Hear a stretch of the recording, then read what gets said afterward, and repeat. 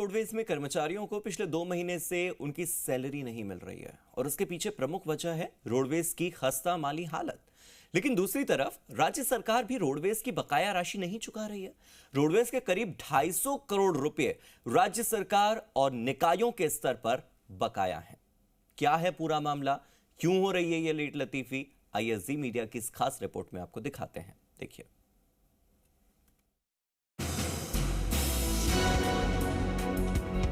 Rajasthan roadways की बसों के संचालन के लिए राज्य सरकार की तरफ से आर्थिक मदद मुहैया करवाई जाती है।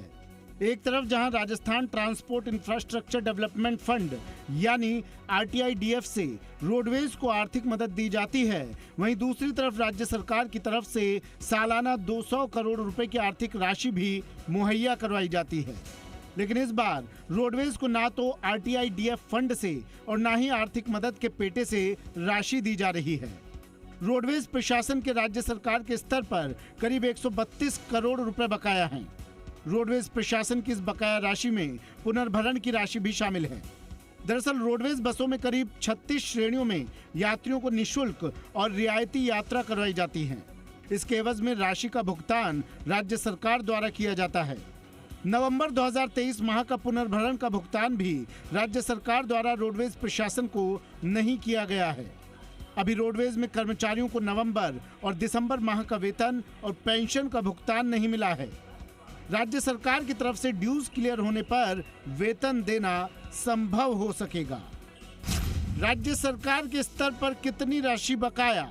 RTIDF के पेटे 83 करोड़ 75 लाख की राशि बकाया। 28 करोड़ 21 लाख रुपए की राशि नवंबर के पुनर्भरण के पेटे बकाया।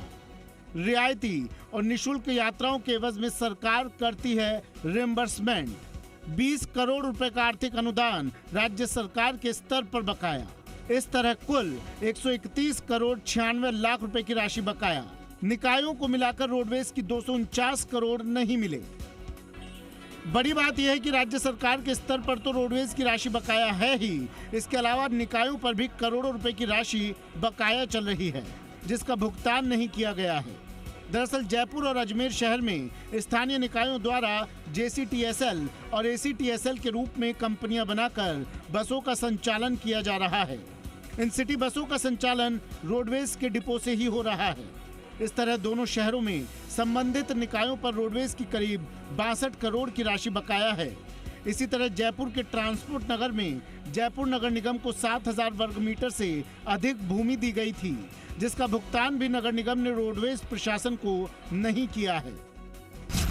JCTSL के 2 डिपो रोडवेज की जमीन पर चल रहे। विद्याधर नगर में डिपो A और B, सांगनेर डिपो संचालित। रोडवेज के डिपो लाइसेंस फीस पर JCTSL को दिए हुए। लंबे समय से JCTSL ने नहीं चुकाई लाइसेंस फीस। सितंबर 2023 तक JCTSL पर 40 करोड़ 85 लाख बकाया। इसी तरह Ajmer city transport services limited पर 21 करोड़ 64 लाख बाकी। 12 करोड़ 50 लाख रुपए संचित हानि। 9 करोड़ 14 लाख ब्याज राशि। अंबेडकर भवन के लिए नगर निगम को दी गई 7273 वर्ग मीटर भूमि। भूमि के लिए DLC दर पर 65 करोड़ 80 लाख रुपए भी बकाया। रोडवेज को बसों के संचालन से रोजाना औसतन 3 करोड़ रुपए का नुकसान होता है। रोडवेज की मासिक आय जहां करीब 150 करोड़ रुपए होती है, वहीं रोडवेज का संचालन करीब 240 करोड़ रुपए प्रति माह होता है। इस तरह करीब 90 करोड़ रुपए के हर माह घाटे के चलते रोडवेज को यह आर्थिक मदद जरूरी भी है।